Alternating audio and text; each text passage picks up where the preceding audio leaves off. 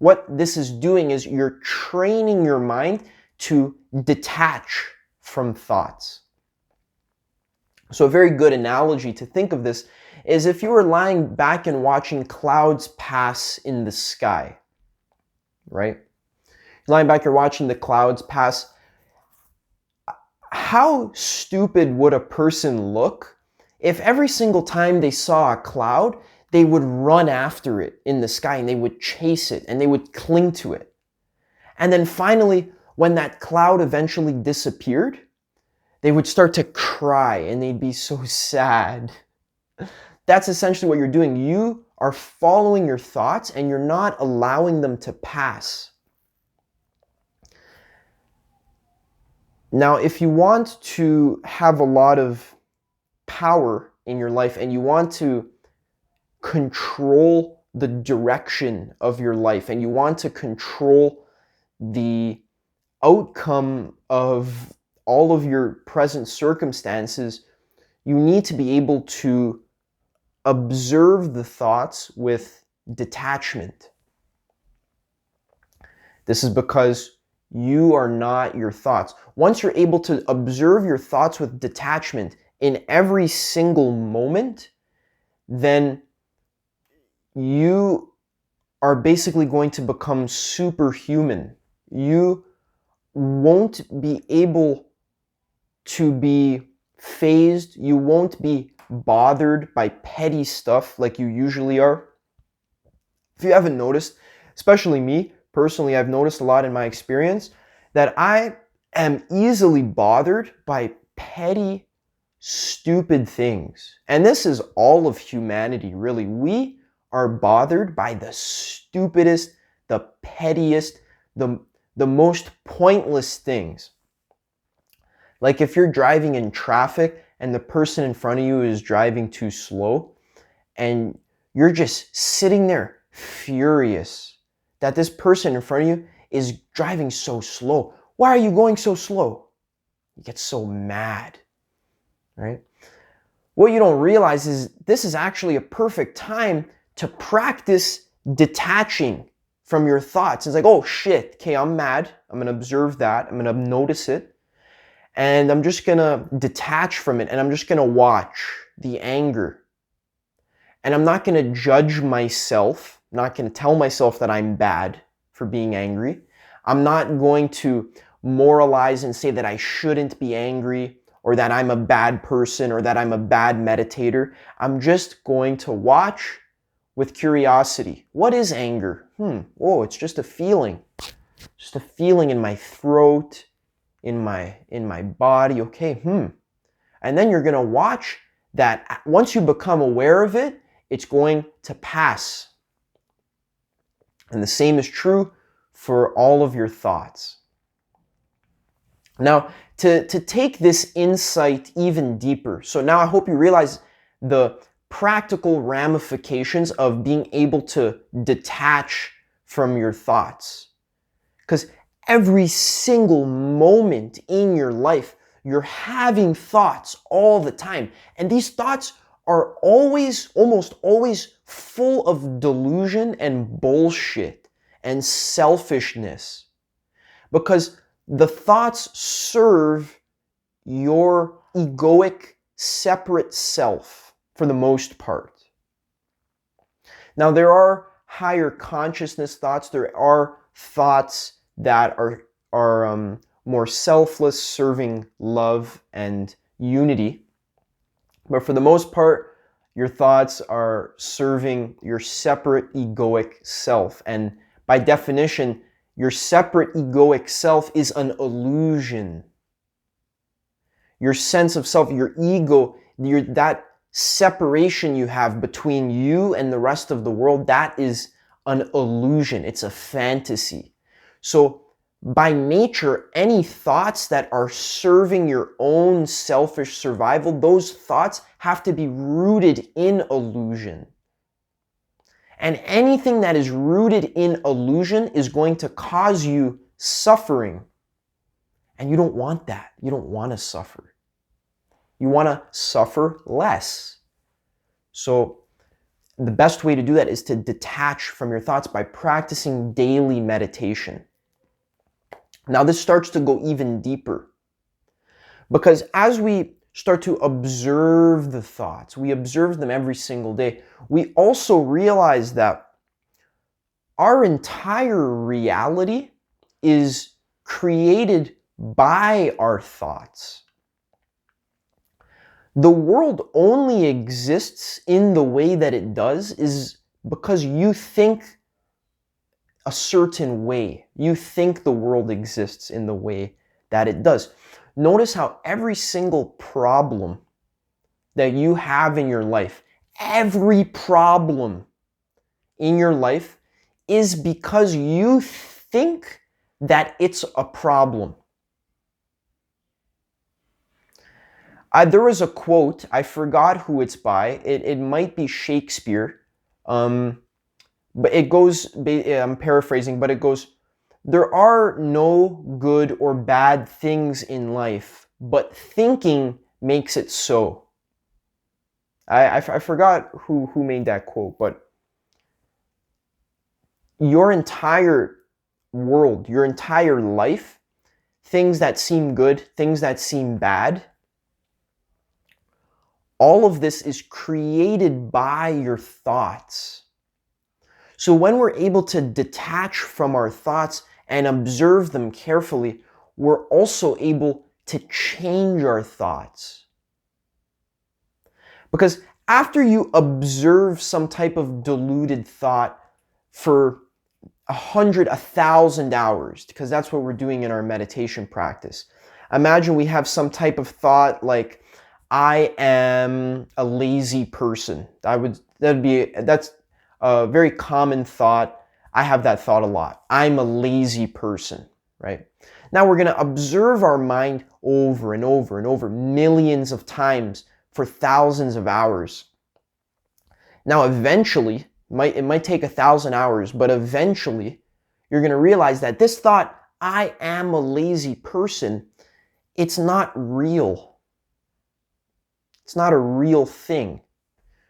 Because you, as a person, only exist so much as you think that you exist with all of your specific traits and all of your stories about yourself. You exist as a story, and in order for you to continue existing, the story that you tell yourself about yourself has to also continue existing.